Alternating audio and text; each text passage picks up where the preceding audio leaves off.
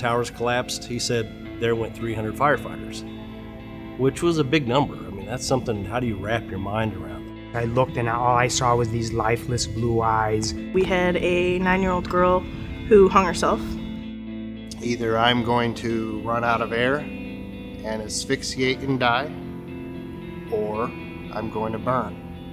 Make it 4 or 5 feet inside the building, and he backed up to me and took his mask off and said, I can't do this, and he collapsed in cardiac arrest in my arms.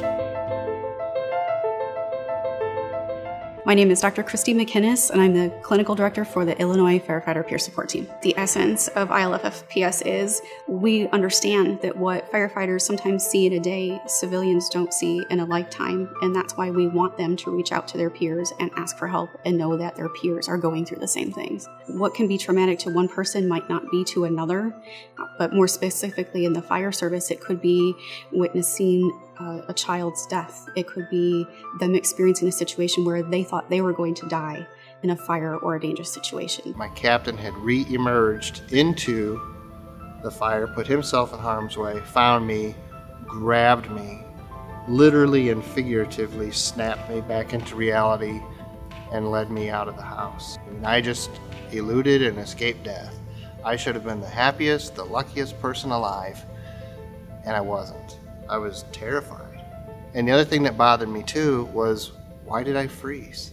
The clinical role is important because there is a high amount of PTSD and trauma in the fire service. Downward spiral I had in my marriage, that I wasn't the best husband, as I continued to probably not deal with the emotions that I was feeling. Not necessarily talking about or dealing with things led to difficulty in my family. I was not very patient, tried to run my house like a firehouse, and was not providing the best example for my children. I have 3 children. I was dealing with a ton of shame. I was worried about going back to the fire station and thinking, well, they're gonna have this perception of me of there's the guy that can't handle it. For many, many years, I held this guilt, probably what you would call it survivor's guilt. If I had to classify, one sharp turn was a suicide in our department. That was about 8 years ago. It was somebody that we never thought would ever consider that. It doesn't take long to be in the fire service to begin to feel like you're superhuman. And oftentimes we struggle to find a place where we can actually take our cape off. And we're that place. You can take your cape off and be human with Illinois Firefighter Peer Support. My name is Tom Howard. I'm the Executive Director of Illinois Firefighter Peer Support. We're definitely at our 5-year mark now. We have grown really full statewide with kind of epicenters throughout the state and the urban areas. And we're sitting at just over 270 members right now. And it's really making a difference in the fire service because now that they are reaching out for their mental wellness and mental health support, it's helping their physical health, which is also helping their mental health. And it's this coupling of that that's really changing the fire service. As peer support continues, we're looking towards the future to continue in this pattern of growth. And while we've done a really good job hitting the urban centers of the state, our next growth push will be into the volunteer communities throughout the state. I don't know that you could be a first responder without experiencing some form of post-traumatic stress. So let's find this balance. Let's help you deal with it on your own terms, because everybody has to deal with it. Because if you do sweep it under the rug, sooner or later, something's gonna snap.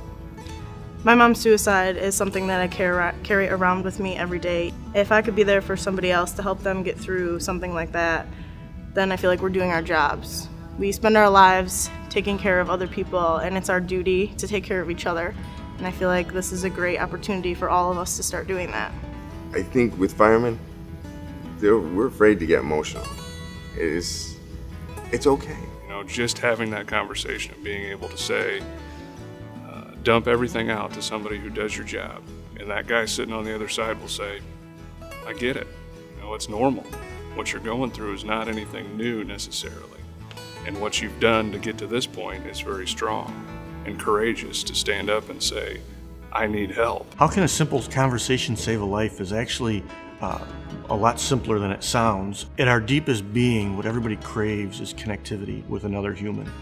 So when we put peers together, we have that instant connection because we've experienced many of the same things. The key goal is to make it safe, to teach people to listen, relate, and validate, and to normalize what is typically like abnormal situations. We believe it's important for all of our operations, peer support wise, to be anonymous. So while I may have a direct conversation with someone, once they're peered up with a peer, we don't keep their names, we don't go back to anything from their own departments. For many, it can be uncomfortable to reach out and ask for help. While some may hesitate to make that step, the ones that do are always happy they did. The best way that I can put it is that the echoes of the mind are going to never let you forget.